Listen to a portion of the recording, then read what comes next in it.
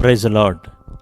ಕರ್ತನಾದ ಯೇಸುವಿನ ನಾಮದಲ್ಲಿ ಪುನಂದಾವರ್ತಿ ನಿಮ್ಮೆಲ್ಲರನ್ನ ದೇವರ ವಾಕ್ಯ ಧ್ಯಾನಕ್ಕೋಸ್ಕರ ಸ್ವಾಗತವನ್ನು ಮಾಡುವಂಥವರಾಗಿದ್ದೇವೆ. ಪ್ರಿಯ ಸಹೋದರ ಸಹೋದರಿಯರೇ, ಈ ದಿನದ ವಾಕ್ಯ ಧ್ಯಾನಕ್ಕಾಗಿ ಪ್ರೀತಿ, ಲವ್ ಅಂತ ಹೇಳಿದ್ರೆ ಏನು ಹೇಳುತ್ತೆ ಅಂತೇಳಿ ದೇವರ ವಾಕ್ಯದ ಪ್ರಕಾರವಾಗಿ ನಾವು ತಿಳಿದುಕೊಳ್ಳೋಣ. ಇದುವರೆಗೂ ನಾವು ಹೇಳಿರೋಂಥ ಎಲ್ಲ ಸಂದೇಶಗಳನ್ನು ಯೂಟ್ಯೂಬ್ನಲ್ಲಿ ಅಪ್ಲೋಡ್ ಮಾಡಿದ್ದೇವೆ. ಅದರ ಲಿಂಕ್ಗಳನ್ನು ನಾವು ಡಿಸ್ಕ್ರಿಪ್ಷನ್ ಬಾಕ್ಸ್ನಲ್ಲಿ ಹಾಕಿರ್ತೇವೆ. ಸ್ನೇಹವನ್ನು ಕುರಿತು ಇರ್ಬೋದು, ತಾಯಂದಿರನ್ನು ಕುರಿತು ಇರ್ಬೋದು, ಪ್ರೈಡ್ ಅಂತ ಹೇಳಿದ್ರೆ ಏನು, ಸಿನ್ ಅಂತ ಹೇಳಿದ್ರೆ, ಮತ್ತು ಯಾವ ರೀತಿಯಾಗಿ ನಾವು ಆತ್ಮಿಕವಾಗಿ ಬೆಳೆಯುವಂಥದ್ದು, ಯಾವ ರೀತಿಯಾಗಿ ಪರಿಶುದ್ಧತೆಯಾಗಿರುವಂಥದ್ದು, ಯಾವ ರೀತಿಯಾಗಿ ಕಾಂಪ್ರಮೈಸ್ ಇಲ್ಲದಲ್ಲೇ ಬದುಕುವಂಥದ್ದು, ಈ ರೀತಿಯಾಗಿ ಅನೇಕ ಸಂದೇಶಗಳನ್ನು ನಾವು ಯೂಟ್ಯೂಬ್ನಲ್ಲಿ ಅಪ್ಲೋಡ್ ಮಾಡಿದ ಲಿಂಕ್ಗಳನ್ನು ಕಾಪಿ ಮಾಡಿರ್ತೀವಿ. ನಮ್ಮ ಚಾನಲ್ನ ಯಾರು ಸಬ್ಸ್ಕ್ರೈಬ್ ಮಾಡ್ಕೊಂಡಿಲ್ಲ ಅವ್ರು ಸಬ್ಸ್ಕ್ರೈಬ್ ಮಾಡ್ಕೊಳ್ಳಿ ಅಂತ ಕೇಳ್ಕೊಳ್ತಾ ಇದ್ದೇವೆ. ಮುಂದೆ ಬರುವಂಥ ಸಂದೇಶಗಳು ನಿಮಗೆ ಅದರ ಅಪ್ಡೇಟ್ಗಳು ಸಿಗುವಂಥದ್ದಾಗಿದೆ. ನಾವು ವಾಕ್ಯ ಸಂದೇಶವನ್ನು ಮುಂದುವರಿಸೋಣ. ನಾವು ನೋಡ್ತೇವೆ, ಈ ಲೋಕದಲ್ಲಿ ಅನೇಕ ರೀತಿಯಾದಂಥ ಪ್ರೀತಿಗಳನ್ನು ನಾವು ನೋಡ್ತೇವೆ. ತಂದೆ ತಾಯಿಗಳ ಪ್ರೀತಿ ಇರ್ಬೋದು, ಬಂಧುಗಳ ಪ್ರೀತಿ ಇರ್ಬೋದು, ಸ್ನೇಹಿತರ ಪ್ರೀತಿ ಇರ್ಬೋದು, ಅಣ್ಣ ತಮ್ಮಂದಿರ ಪ್ರೀತಿ ಇರ್ಬೋದು, ಅಕ್ಕ ತಂಗಿದರ ಪ್ರೀತಿ ಇರ್ಬೋದು, ಸ್ನೇಹಿತರ ಪ್ರೀತಿ ಇರ್ಬೋದು, ಇನ್ನು ಶಿಕ್ಷಕರು ಮತ್ತು ಗುರುಗಳ ಮಧ್ಯೆ ಇರುವಂಥ ಪ್ರೀತಿಗಳಿರ್ಬೋದು, ಹುಡುಗ ಹುಡುಗಿ ಪ್ರೀತಿ ಮಾಡುವಂಥದ್ದು ಇರ್ಬೋದು. ಇದಕ್ಕಿಂತಲೂ ಮಿಗಿಲಾದಂಥ ಗಂಡ ಹೆಂಡತಿ ಪ್ರೀತಿ ಇರ್ಬೋದು. ಇದಕ್ಕಿಂತಲೂ ಮಿಗಿಲಾದಂಥ, ಎಲ್ಲದಕ್ಕಿಂತ ಮಿಗಿಲಾದಂಥ ನೀವು ಯಾವುದೇ ಪ್ರೀತಿನ, ಈ ಲೋಕದ ಯಾವುದೇ ಪ್ರೀತಿಗಳನ್ನ ತೆಗೆದುಕೊಂಡ್ರೂ ಆ ಎಲ್ಲ ಪ್ರೀತಿಗಳಿಗಿಂತ ಮಿಗಿಲಾದದ್ದು, ಅದನ್ನು ಮುಟ್ಟೋದಕ್ಕೆ ಯಾವುದೇ ಕಾರಣಕ್ಕೂ ಯಾವುದೇ ಪ್ರೀತಿಗೂ ಸಹ ಸಾಧ್ಯ ಆಗದೇ ಇರುವಂಥ ಪ್ರೀತಿ ಯಾವುದಾದ್ರು ಇದೆ ಅಂತ ಹೇಳಿದ್ರೆ ಅದು ದೇವರ ಪ್ರೀತಿ. ನಾವು ಈ ದಿನ ದೇವರ ಪ್ರೀತಿಯನ್ನು ಕುರಿತು ನಾವು ಧ್ಯಾನ ಮಾಡೋದಕ್ಕೆ ಹೋಗೋಣ. ಅದು ಮಾತ್ರವಲ್ಲ, ಯಾವ ರೀತಿಯಾದಂಥ ಪ್ರೀತಿಗಳನ್ನು ಈ ಲೋಕದಲ್ಲಿ ಪ್ರೀತಿ ಅಂತ ಏನು ತಿಳ್ಕೊಂಡಿದ್ದಾರೆ, ಅದು ಪ್ರೀತಿಯಲ್ಲ. ಆ ರೀತಿಯಾದ ಪ್ರೀತಿ ಅದು ನಿಜವಾದ ಪ್ರೀತಿಯಲ್ಲ. ದೇವರ ಪ್ರೀತಿ ಮಾತ್ರವೇ ಅದು ಅತ್ಯುನ್ನತವಾದಂಥ, ಯಾವುದಕ್ಕೂ ಸರಿಸಾಟಿಲ್ಲದ ಪ್ರೀತಿಯಾಗಿದೆ ಅಂತೇಳಿ ನಾವು ವಾಕ್ಯದ ಮೂಲಕವಾಗಿ ನಾವು ಧ್ಯಾನ ಮಾಡೋದಕ್ಕೆ ಹೋಗೋಣ. ನಾವು ನೋಡ್ತೇವೆ, ದೇವರ ವಾಕ್ಯದಲ್ಲಿ ಸತ್ಯದಲ್ಲಿ ನೋಡುವಾಗ ಮಿನಿಮಮ್ ಮೂರು ರೀತಿಯಾದಂಥ ಪ್ರೀತಿಗಳನ್ನು ನಾವು ನೋಡ್ತೇವೆ. ಯಾವುದು ಅಂತ ನೋಡುವಾಗ ಇದು ಸ್ನೇಹದ ಪ್ರೀತಿ, ಮತ್ತು ಶಾರೀರಿಕ ಪ್ರೀತಿ, ದೈವಿಕ ಪ್ರೀತಿ ಅಂತ ಹೇಳಬೇಕಾದ್ರೆ ಅಗಾಪೆ. ಇದನ್ನು ಕುರಿತು ನಾವು ಬರುವಂಥ ವಾಕ್ಯಗಳ ಮುಖಾಂತರವಾಗಿ ನಾವು ನಿಮ್ಮೊಂದಿಗೆ ವಿವರಿಸೋದಕ್ಕೆ ಹೋಗ್ತೇವೆ. ಆಗ ನಿಮಗೆ ಪೂರ್ಣವಾಗಿ ಅದು ಅರ್ಥವಾಗುವಂಥದ್ದಾಗಿದೆ. ಅಗಾಪೆ ಅಂತ ಹೇಳಿದ್ರೆ ಏನು ಅಂತೇಳಿ ನೋಡಿ. ಅನೇಕ ಜನಗಳೇನು ಮಾಡ್ತಿದ್ದಾರೆ ಅಂತ ಹೇಳಿದ್ರೆ, ಈ ಪ್ರೀತಿ ಅನ್ನೋದನ್ನು ಏನು ಮಾಡ್ತಾಯಿದ್ದಾರೆ ಅಂತ ಹೇಳಿದ್ರೆ, ಈ ಲೋಕದ ಜನಗಳು, ಈ ಲೌಕಿಕವಾಗಿ ಜೀವಿಸುವಂಥವ್ರು ಯಾವ ರೀತಿಯಾಗಿ ತಿಳ್ಕೊಂಡಿದ್ದಾರೆ ಅಂತ ಹೇಳಿದ್ರೆ, ಇದು ಒಂದು ಶಾರೀರಿಕವಾದಂಥ ಅಟ್ರ್ಯಾಕ್ಷನ್ಗೆ ಒಳಗಾಗಿ, ಒಂದು ಶರೀರದ ಶಾರೀರಿಕ ವಿಷಯಗಳನ್ನು ನೋಡಿ ಅವರು ಬ್ಯೂಟಿಫುಲ್ ಆಗಿದ್ದಾರೆ, ಇಲ್ಲ ಅವರು ಡ್ಯಾನ್ಸ್ ಚೆನ್ನಾಗಿ ಮಾಡ್ತಾರೆ, ಇಲ್ಲ ಅಂತೆಲ್ಲ ಹಾಡನ್ನು ಚೆನ್ನಾಗಿ ಆಡ್ತಾರೆ, ಸ್ಪೋರ್ಟ್ಸ್ಮನ್ಶಿಪ್, ಸ್ಪೋರ್ಟ್ಸಲ್ಲಿ ತುಂಬ ಹೆಸರು ಗಳಿಸಿದ್ದಾರೆ, ಇಲ್ಲ ಬ್ರಿಲಿಯಂಟ್ ಆಗಿದ್ದಾರೆ, ತುಂಬ ಆ್ಯಕ್ಟಿವ್ ಆಗಿದ್ದಾರೆ, ಎಲ್ಲ ಚೆನ್ನಾಗಿ ಮಾತಾಡ್ತಾರೆ. ಈ ರೀತಿಯಾಗಿ ಬರೀ ಶಾರೀರಿಕ ಸಂಗತಿಗಳನ್ನು, ಅಂದರೆ ಶರೀರದಲ್ಲಿ ನೋಡಿ, ಶರೀರದ ಪ್ರಕಾರವಾಗಿ ಅವ್ರು ಯಾವ ರೀತಿಯಾಗಿ ಬಿಹೇವ್ ಮಾಡ್ತಾರೆ, ಯಾವ ರೀತಿಯಾಗಿ ಅವರು ಅಟ್ರಾಕ್ಟಿವ್ ಆಗಿದ್ದಾರೆ, ಇದನ್ನು ನೋಡಿ ಪ್ರೀತಿ ಮಾಡುವಂಥವ್ರು ಲಕ್ಷಾಂತರ ಕೋಟ್ಯಾಂತರ ಜನಗಳಿದ್ದಾರೆ. ಆದರೆ ಇದೇ ಪ್ರೀತಿ ಅಂತೇಳಿ ಅವ್ರು ಅಂದ್ಕೊಂಡಿರ್ತಾರೆ. ಆದರೆ ಅದು ಪ್ರೀತಿಯಾಗಿರೋದಿಲ್ಲ, ಅದು ಕೇವಲ ಆಕರ್ಷಣೆ ಆಗಿರುವಂಥದ್ದಾಗಿದೆ. ಆದರೆ ಇದನ್ನು ಮೀರಿ, ಇದನ್ನು ಹೊರತುಪಡಿಸಿ,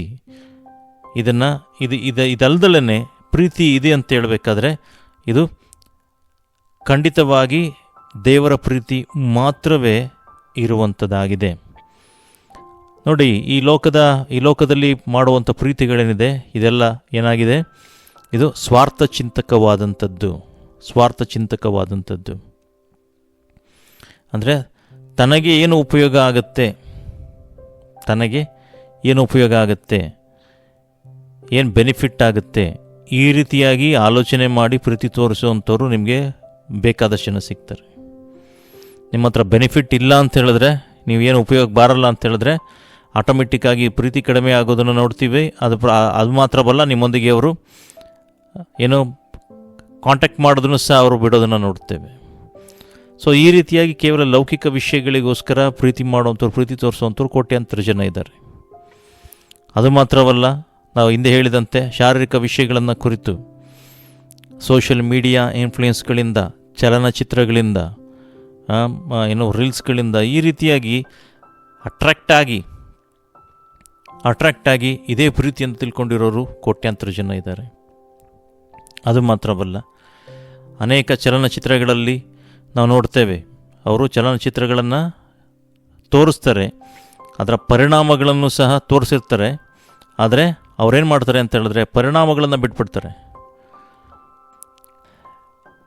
ನೋಡಿ, ಅನೇಕ ಜನಗಳೇನು ಮಾಡ್ತಾರೆ ಅಂತ ಹೇಳಿದ್ರೆ ಈ ಚಲನಚಿತ್ರದ ಪ್ರೀತಿಯನ್ನು ನಿಜ ಜೀವಿತದಲ್ಲೂ ಸಹ ಅದೇ ರೀತಿಯಾಗಿದೆ ಅಂತೇಳಿ ತಿಳ್ಕೊಳ್ಳುವಂಥವ್ರು, ತಿಳ್ಕೊಂಡು ಮೋಸ ಹೋಗಿರುವಂಥವ್ರು ಲಕ್ಷಾನುಗಟ್ಟಲೆ ಜನಗಳಿದ್ದಾರೆ, ಕೋಟ್ಯಾಂತರ ಜನಗಳಿದ್ದಾರೆ. ಅದಕ್ಕೆ ಹೇಳುವಂಥದ್ದು, ದೇವ ಮಕ್ಕಳುಗಳು ಚಲನಚಿತ್ರಗಳನ್ನ ಯಾಕೆ ನೋಡಬೇಡ್ರಿ ಅಂತ ಹೇಳಿದ್ರೆ ಇದಕ್ಕೋಸ್ಕರನೇ. ಯಾಕಂತ ಹೇಳಿದ್ರೆ ಅದು ಇನ್ಫ್ಲೂಯೆನ್ಸ್ ಮಾಡುವಂಥದ್ದಾಗಿದೆ, ಅಂದರೆ ಪರಿಣಾಮ ಬೀರುವಂಥದ್ದಾಗಿದೆ, ನಿಮ್ಮನ್ನು ವಂಚನೆಗೆ ಒಳಗಾಗುವಂತೆ ಮಾಡುವಂಥದ್ದಾಗಿದೆ. ಅದಕ್ಕೋಸ್ಕರನೇ ಈ ರೀತಿಯಾಗಿ ಚಲನಚಿತ್ರಗಳನ್ನು ನೋಡಿ ನೀವು ವಂಚನೆಗೆ ಒಳಗಾಗಬೇಡ್ರಿ ಅನ್ನೋದು ಉದ್ದೇಶಕ್ಕೋಸ್ಕರನೇ ಫಿಲಮ್ ಥಿಯೇಟ್ರಿಗೆ ಹೋಗ್ಬೇಡ್ರಿ, ಚಲನಚಿತ್ರಗಳು ನೋಡಬೇಡ್ರಿ ಅಂತೇಳಿ ದೇವಸೇವಕರು ಹೇಳುವಂಥದ್ದು. ನೋಡಿ, ಹೇಳ್ತಾರೆ ನನ್ನ ಪ್ರೀತಿ ಅವನನ್ನು ಬದಲಾಯಿಸುತ್ತೆ, ಇದೆಲ್ಲ ಬರೀ ಫಿಲಮ್ಗೆ ಸೂಟ್ ಆಗುತ್ತೆ ಹೊರತು ನಿಜ ಜೀವನದಲ್ಲಿ ಸೂಟ್ ಆಗೋದಿಲ್ಲ. ಆ ರೀತಿಯಾಗಿ ಮಾಡೋಕ್ಕೋಗಿ ಎಷ್ಟೋ ಜನ ತಮ್ಮ ಲೈಫ್ಗಳನ್ನ ಹಾಳು ಮಾಡ್ಕೊಂಡಿದ್ದಾರೆ. ಹಾಗಾಗಿ ಫಿಲಮ್ ಬೇರೆ, ಫಿಲಮಲ್ಲಿರುವಂಥ ಸಂಗತಿಗಳು ಬೇರೆ, ಅದಾದ ನಂತರ ರಿಯಾಲಿಟಿ ವರ್ಡ್ಗಳು ಬೇರೆ. ಸೊ ಹಾಗಾಗಿ ಚೆನ್ನಾಗಿ ಅರ್ಥ ಮಾಡ್ಕೊಳ್ಬೇಕಾಗಿದೆ. ಯುವತಿಯರಿರ್ಬೋದು, ಕಾಲೇಜ್ ಸ್ಟೂಡೆಂಟ್ಸ್ಗಳಿರ್ಬೋದು, ಇವ್ರು ಚೆನ್ನಾಗಿ ಅರ್ಥ ಮಾಡ್ಕೊಳ್ಬೇಕಾಗಿದೆ ನಿಜವಾದ ಪ್ರೀತಿ ಅಂತ ಹೇಳಿದ್ರೆ ಏನು ಅಂತೇಳಿ. ನಿಜವಾದ ಪ್ರೀತಿ ಅಂತ ಹೇಳಿದ್ರೆ ಅದು ದೇವರಿಂದ ಮಾತ್ರವೇ ಸಿಗುವಂಥದ್ದಾಗಿದೆ. ಯಾರೂ ಸಹ ಅದನ್ನು ಕೊಡೋದಕ್ಕೆ ಸಾಧ್ಯ ಇಲ್ಲ. ಎಲ್ಲರ ಪ್ರೀತಿ ಬದಲಾಗ್ಬೋದು, ಎಲ್ಲರ ಪ್ರೀತಿ ಬದಲಾಗುತ್ತೆ. ನೀವು ಚೆನ್ನಾಗಿದ್ದಾಗ ಒಂದು ರೀತಿಯಾದಂಥ ಪ್ರೀತಿ ಇರುತ್ತೆ. ನೀವು ಜೀವನದಲ್ಲಿ ನಿಮಗೆ ಸಂಕಷ್ಟಗಳು ಬರುವಾಗ, ಕಷ್ಟಗಳು ಬರುವಾಗ, ನಿಮ್ಮ ಸ್ಥಿತಿಗಳು ಏರುಪೇರಾಗುವಾಗ, ನಿಮ್ಗೆ ಹಣವಿಲ್ಲದೆ ಹೋಗುವಾಗ ಆ ಪ್ರೀತಿ ಬದಲಾಗೋದನ್ನು ನಾವು ನೋಡ್ತೇವೆ. ಸೊ ಹಾಗಾಗಿ ಈ ಪ್ರೀತಿ ಅಂತ ನೋಡಬೇಕಾದ್ರೆ ಇದು ಅದಕ್ಕೆ ಹೇಳಿದ್ದು, ಈ ಲೋಕದ ಪ್ರೀತಿ ಬೇರೆ, ದೇವರ ಪ್ರೀತಿ ಬೇರೆ ಅಂತೇಳಿ. ಸೊ ದೇವರ ಪ್ರೀತಿ ಅಂತ ನೋಡುವಾಗ ಇದು ಯಾವುದೇ ಕಾರಣಕ್ಕೂ, ಯಾವುದೇ ಸಮಯ ಆದರೂ ಸರಿ, ಯಾವುದೇ ಕಾರಣಕ್ಕೂ ಸಹ ಇದು ಬದಲಾಗದಂಥ ಪ್ರೀತಿ ದೇವರ ಪ್ರೀತಿಯಾಗಿರುವಂಥದ್ದಾಗಿದೆ. ಯಾವುದೇ ಕಾರಣಕ್ಕೂ ಬದಲಾಗಲ್ಲ. ನೀವು ಬದಲಾಗ್ಬೋದು, ದೇವರಿಂದ ನೀವು ದೂರ ಹೋಗ್ಬೋದು, ದೇವರಿಗೆ ದ್ರೋಹಗಳನ್ನು ಮಾಡ್ಬೋದು, ದೇವರಿಗೆ ವಿರುದ್ಧವಾದ ಕಾರ್ಯಗಳನ್ನು ಮಾಡ್ಬೋದು, ದೇವರಿಗೆ ವಂಚಿಸ್ಬೋದು, ದೇವರಿಗೆ ಇಷ್ಟವಾಗದ ರೀತಿಯಲ್ಲಿ ನಡ್ಕೊಳ್ಬೋದು, ನೀವೇನೆಲ್ಲ ಮಾಡ್ಬೋದು, ಪಾಪ ಕಾರ್ಯಗಳನ್ನು ಮಾಡ್ಬೋದು, ಏನೆಲ್ಲ ಮಾಡ್ಬೋದು, ಎಷ್ಟೇ ದೂರಕ್ಕೆ ಹೋಗ್ಬೋದು. ಆದರೆ ದೇವರ ಪ್ರೀತಿ ಏನಿದೆ ನಿಮ್ಮ ಮೇಲೆ ಅದು ಅದೇ ರೀತಿಯಾಗಿರುವಂಥದ್ದಾಗಿದೆ. ಅದಕ್ಕೆ ಹೇಳೋದು ಅಗಾಪೆ ಅಂತ ಹೇಳಬೇಕಾದ್ರೆ ಯಾವುದೇ ರೀತಿಯಾದಂಥ ಸ್ವಾರ್ಥ ಇಲ್ಲದೆ ಇರುವಂಥದ್ದು, ಯಾವುದೇ ರೀತಿಯಾದಂಥ ಸ್ವಾರ್ಥ ಇಲ್ಲದೆ ಇರುವಂಥದ್ದು, ಶಾಶ್ವತವಾಗಿರುವಂಥದ್ದು, ಯಾವುದೇ ಕಾರಣಕ್ಕೂ ಕಡಿಮೆಯಾಗದೇ ಇರುವಂಥದ್ದು, ನಿತ್ಯವಾಗಿ ಇರುವಂಥದ್ದು ಈ ಅಗಾಪೆ ಪ್ರೀತಿ. ಅದಕ್ಕೋಸ್ಕರನೇ ದೇವರು ಪ್ರೀತಿ ಸ್ವರೂಪನಾಗಿದ್ದಾನೆ ಅಂತೇಳಿ ದೇವರ ವಾಕ್ಯದಲ್ಲಿ ಬರೆದಿರೋದನ್ನು ನೋಡ್ತೇವೆ. ದೇವರು ಪ್ರೀತಿ ಸ್ವರೂಪಿಯಾಗಿದ್ದಾನೆ, ದೇವರು ಪ್ರೀತಿಯ ಸ್ವರೂಪದಲ್ಲಿದ್ದಾರೆ ಅಂಥೇಳಿ ಅದರ ಅರ್ಥ. ಸೊ ಇಲ್ಲಿ ಈ ಲೋಕದ ವಿಷಯಗಳೇನು ಮಾಡಿದೆ, ಅದನ್ನು ಉಲ್ಟಾ ಮಾಡಿದೆ. ದೇವರು ಪ್ರೀತಿ ಸ್ವರೂಪನಾಗಿದ್ದಾನೆ, God is love, love is God ಅಂತೇಳ್ಬಿಟ್ಟು ಉಲ್ಟಾ ಮಾಡೋದನ್ನು ನೋಡ್ತೇವೆ. ಲವ್ ಈಸ್ ಗಾಡ್ ಅಲ್ಲ, ಗಾಡ್ ಈಸ್ ಲವ್.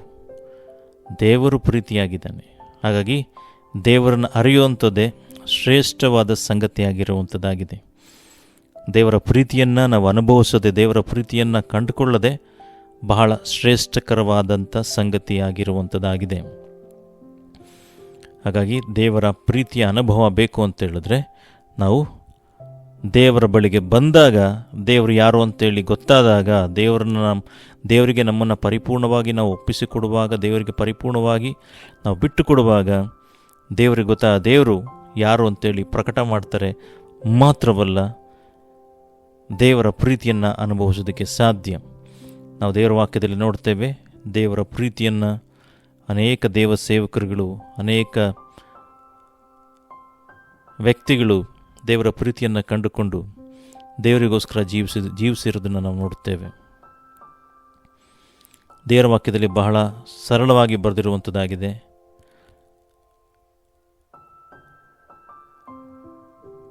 ಯೋಹಾನನು ಬರೆದ ಸುವಾರ್ತೆ 3ನೇ ಅಧ್ಯಾಯ 16ನೇ ವಾಕ್ಯ ಹೇಳುತ್ತೆ, ದೇವರು ಲೋಕದ ಮೇಲೆ ಎಷ್ಟೋ ಪ್ರೀತಿನ ಇಟ್ಟು ತನ್ನ ಒಬ್ಬನೇ ಮಗನಾದ ಯೇಸುವನ್ನು ನಮ್ಮೆಲ್ಲರಿಗಾಗಿ ಕೊಟ್ಟನು ಅಂತೇಳಿ. ಆತನ ನಂಬುವ ಒಬ್ಬರಾದರೂ ನಾಶವಾಗಬಾರ್ದು ಅಂತೇಳಿ. ಹಾಗಾಗಿ ದೇವರು ಈ ಲೋಕವನ್ನು ಎಷ್ಟು ಪ್ರೀತಿ ಮಾಡ್ತಾರೆ, ಈ ಲೋಕದಲ್ಲಿರುವಂಥವ್ರನ್ನ ಎಷ್ಟು ಪ್ರೀತಿ ಮಾಡ್ತಾರೆ ಅಂತೇಳಿ ನಮಗೆ ಖಂಡಿತವಾಗಿ ಗೊತ್ತಾಗುವಂಥದ್ದಾಗಿದೆ. ದೇವರ ಪ್ರೀತಿ ಅಗಾಧವಾದಂಥದ್ದು, ಆಳವಾಗಿರುವಂಥದ್ದು. ಅದರ ಉದ್ದ ಅಗಲಗಳನ್ನು ಎಣಿಸೋದಕ್ಕೆ ಸಹ ನಮ್ಗೆ ಆಗೋದಿಲ್ಲ. ಅದನ್ನು ನೀವು ಅನುಭವಿಸಿದ್ರೆ ಮಾತ್ರವೇ ಇದು ಗೊತ್ತಾಗುವಂಥದ್ದಾಗಿದೆ. ಇಲ್ಲ ಅಂತೇಳಿದ್ರೆ ಗೊತ್ತಾಗೋದಿಲ್ಲ. ನಾವು ನೋಡ್ತೇವೆ, ಯೇಸು ಸ್ವಾಮಿ ಯಾವ ರೀತಿಯಾಗಿ ತಮ್ಮ ಪ್ರಾಣವನ್ನೇ ಕೊಟ್ಟು ನಮ್ಮನ್ನು ಪ್ರೀತಿ ಮಾಡಿದ್ರು ಅಂತೇಳಿ. ಪ್ರಾಣವನ್ನು ಕೊಟ್ಟದ್ದರಲ್ಲಿ ಆತ ನಮ್ಮ ಮೇಲೆ ಎಂಥ ಪ್ರೀತಿಯನ್ನು ಇಟ್ಟಿದ್ದಾರೆ ಅಂತೇಳಿ ನಮಗೆ ಗೊತ್ತಾಗುವಂಥದ್ದಾಗಿದೆ. ಸೊ ಪ್ರಾಣವನ್ನೇ ಕೊಡುವಂಥ ಪ್ರೀತಿ ಇದು ದೇವರ ಪ್ರೀತಿ. ದೇವರು ಪ್ರೀತಿ ಸ್ವರೂಪಿಯಾಗಿದ್ದಾನೆ. ದೇವರು ಪ್ರೀತಿ ಸ್ವರೂಪಿಯಾಗಿದ್ದಾನೆ. ಹಾಗಾದರೆ ನಾವು ಯಾರನ್ನೆಲ್ಲ ಪ್ರೀತಿಸಬೇಕು ಅಂತ ನೋಡುವಾಗ ದೇವರ ವಾಕ್ಯದಲ್ಲಿ ಬರೆದಿದೆ, ನಿಮ್ಮ ದೇವರಾದ ಕರ್ತನ ಪೂರ್ಣ ಬುದ್ಧಿ, ಪೂರ್ಣ ಶಕ್ತಿ, ಪೂರ್ಣ ಪ್ರಾಣದಿಂದ ಪ್ರೀತಿ ಮಾಡಬೇಕು ಅಂತ ಬರೆದಿದೆ. ದೇವ ಜನರನ್ನ ಪ್ರೀತಿ ಮಾಡಿ ಅಂತ ಬರೆದಿದೆ. ನಿಮ್ಮ ನೆರೆಯವನ್ನ ನಿನ್ನ ಹಾಗೆ ಪ್ರೀತಿ ಮಾಡುವಂತ ಬರೆದಿದೆ. ಮತ್ತು ಪರದೇಶಿಗಳನ್ನು ಪ್ರೀತಿ ಮಾಡಿರಿ ಅಂತ ಬರೆದಿದೆ. ನಿಮ್ಮ ವೈರಿಗಳನ್ನು ಪ್ರೀತಿ ಮಾಡಿ ಅಂತ ಬರೆದಿದೆ. ನೋಡಿದ್ರೆ, ನಿಮ್ಮ ವೈರಿಗಳನ್ನು ಸಹ ಪ್ರೀತಿ ಮಾಡಿ ಅಂತ ಹೇಳಿದಂಥ ಏಕೈಕ ವ್ಯಕ್ತಿ ಯೇಸು ಸ್ವಾಮಿ ಆಗಿದ್ದಾರೆ. ನಿಮ್ಮ ವೈರಿಗಳನ್ನು ಪ್ರೀತಿ ಮಾಡಿ ಅಂತ ಹೇಳಿದಂಥ ಏಕೈಕ ವ್ಯಕ್ತಿ ಒಬ್ಬರೇ ಹೇಳಿರುವಂಥದ್ದು ಯೇಸು ಸ್ವಾಮಿ. ಯಾಕೆ ನಾವು ಪ್ರೀತಿ ಮಾಡಬೇಕು, ಯಾಕೆ ಪ್ರೀತಿ ಮಾಡಬೇಕು ಅಂತ ನೋಡುವಾಗ ಯೇಸು ಸ್ವಾಮಿ ಹೇಳಿದ್ದಾರೆ, ನಾವು ದೇವರಿಂದ ಹುಟ್ಟಿದವರಾಗಿದ್ದೇವೆ, ದೇವರಿಂದ ಹುಟ್ಟಿದವರಾಗಿದ್ದೇವೆ, ದೇವರನ್ನು ಬಲ್ಲವರಾಗಿದ್ದೇವೆ. ಮತ್ತು ದೇವರ ಪ್ರೀತಿ ನಮ್ಮಲ್ಲಿ ನೆಲೆಗೊಂಡಿರೋದ್ರಿಂದ ನಾವು ಇನ್ನೊಬ್ಬರನ್ನ ಪ್ರೀತಿಸಬೇಕು. ಮತ್ತು ದೇವರು ನಮಗೆ ಆಜ್ಞಾಪನೆ ಮಾಡಿದರೆ, ಆಜ್ಞೆಯನ್ನು ಕೊಟ್ಟಿದ್ದಾರೆ, ನಿನ್ನ ನೆರೆಯವನನ್ನು ನಿನ್ನ ಹಾಗೆ ಪ್ರೀತಿ ಮಾಡು ಅಂತೇಳಿ. ನಿನ್ನ ನೆರೆಯವನನ್ನು ನಿನ್ನ ಹಾಗೆ ಪ್ರೀತಿ ಮಾಡು ಅಂತೇಳಿ. ನಾವು ಹೇಗೆ ಪ್ರೀತಿ ಮಾಡಬೇಕು ಅಂತ ನೋಡುವಾಗ ನಾವು ಕ್ರಿಸ್ತನಂತೆ ಯೇಸು ಸ್ವಾಮಿ ಯಾವ ರೀತಿ ಪ್ರೀತಿ ತೋರಿಸಿದ್ರು ಜನಗಳಿಗೆ. ನೋಡಿ, ಯೇಸು ಸ್ವಾಮಿ ಜನಗಳನ್ನು ನೋಡುವಾಗ ಕನಿಕರದಿಂದ ಅವ್ರನ್ನ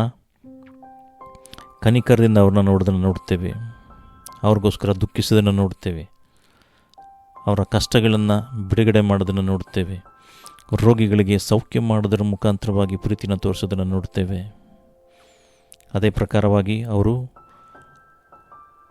ಹೊಟ್ಟೆ ಹಸಿದಿರುವಾಗ ಅವರಿಗೆ ಆಹಾರವನ್ನು 5 ರೊಟ್ಟಿ 2 ಮೀನುಗಳನ್ನು 5,000 ಜನರಿಗೆ ಊಟ ಬಡಿಸಿ, ಅಲ್ಲಿ ಅವರ ಹಸಿದೇ ಇರುವಾಗ ಅವರ ಮೇಲೆ ಪ್ರೀತಿ ತೋರಿಸೋದನ್ನು ನೋಡ್ತೇವೆ. ಮತ್ತು ದೇವರು ನಿಷ್ಕಪಟ ಪ್ರೀತಿಯನ್ನು, ನಿಮ್ಮ ಪ್ರೀತಿ ನಿಷ್ಕಪಟವಾಗಿರಲಿ ಅಂತೇಳಿ ರೋಮನ್ಸ್ ಚಾಪ್ಟರ್ 12:9 ಹೇಳುವಂಥದ್ದಾಗಿದೆ. ಆದರೆ ನೀವು ಯಾವ ರೀತಿ ಪ್ರೀತಿ ಮಾಡಬೇಕು ಅಂತ ಹೇಳಿದ್ರೆ, ನಿಮ್ಮ ಪ್ರೀತಿ ನಿಷ್ಕಪಟವಾಗಿರಬೇಕು. ಅಂದರೆ ಕಪಟ ಇರಬಾರ್ದು, ನಿಮ್ಮ ಪ್ರೀತಿಯಲ್ಲಿ ಕಪಟ ಇರಬಾರ್ದು. ಹಾಗಾಗಿ ಅದಕ್ಕೋಸ್ಕರನೇ ಫರಿಸಾಯರನ್ನು ಕುರಿತು ದೇವರು ತುಂಬ ತೀಕ್ಷ್ಣವಾದ ಮಾತುಗಳನ್ನ ಹೇಳ್ತಾಯಿದ್ರು. ಕಪಟಿಗಳೇ ಅಂತೇಳಿ ಖಂಡಿಸೋದನ್ನು ನೋಡ್ತಾ ಇದ್ವಿ. ಫರಿಸಾಯರನ್ನು. ಸೊ ಕಪಟವಾಗಿರಬಾರ್ದು. ಸೊ ಅದಕ್ಕೆ ನಿಮ್ಮ ಪ್ರೀತಿ ನಿಷ್ಕಪಟವಾಗಿರಲಿ ಅಂತೇಳಿ ದೇವರ ವಾಕ್ಯ ಹೇಳೋದನ್ನು ನೋಡ್ತೇವೆ. ಮತ್ತು ನಿಮ್ಮ ಪ್ರೀತಿ ಹೃದಯಪೂರ್ವಕವಾಗಿರಬೇಕು. ಸೊ ಈ ಪ್ರೀತಿಯ ಶ್ರೇಷ್ಠತೆಯನ್ನು ನೋಡುವಾಗ, ಪ್ರೀತಿ ಶ್ರೇಷ್ಠತೆ ನೋಡಬೇಕಾದ್ರೆ ಇದು ಎಲ್ಲವನ್ನು ಸಹಿಸಿಕೊಳ್ಳುವಂಥದ್ದಾಗಿದೆ. ಇದು ಎಲ್ಲರನ್ನ ಒಂದುಗೂಡಿಸುವಂಥದ್ದಾಗಿದೆ. ಇದು ಎಲ್ಲರನ್ನ ಒಂದುಗೂಡಿಸುವಂಥದ್ದಾಗಿದೆ, ಎಲ್ಲರನ್ನ ಸಹಿಸಿಕೊಳ್ಳುವಂಥದ್ದಾಗಿದೆ ಮತ್ತು ಎಲ್ಲವನ್ನು ಜಯಿಸುವಂಥದ್ದಾಗಿದೆ. ಹಾಗಾಗಿ ನಾವು ಒಬ್ಬರನ್ನೊಬ್ಬರು ಪ್ರೀತಿ ಮಾಡುವಾಗ ಯೇಸು ಸ್ವಾಮಿ ವಾಕ್ಯಗಳನ್ನು ನಾವು ನೆರವೇರಿಸ್ತೀವಿ. ಹೇಗೆ ಅಂತ ನೋಡಬೇಕಾದ್ರೆ, ನೀವು ಒಬ್ಬರನ್ನೊಬ್ಬರು ಪ್ರೀತಿ ಮಾಡುವಾಗ ನನ್ನ ಶಿಷ್ಯರಂತ ಅವರು ತಿಳ್ಕೊಳ್ತಾರೆ ಅಂತೇಳಿ ದೇವರ ವಾಕ್ಯ ಹೇಳುವಂಥದ್ದಾಗಿದೆ. ಮತ್ತು ಈ ಪ್ರೀತಿ ಬಹು ಪಾಪಗಳನ್ನು ಈ ಪ್ರೀತಿ ಮುಚ್ಚುವಂಥದ್ದಾಗಿದೆ.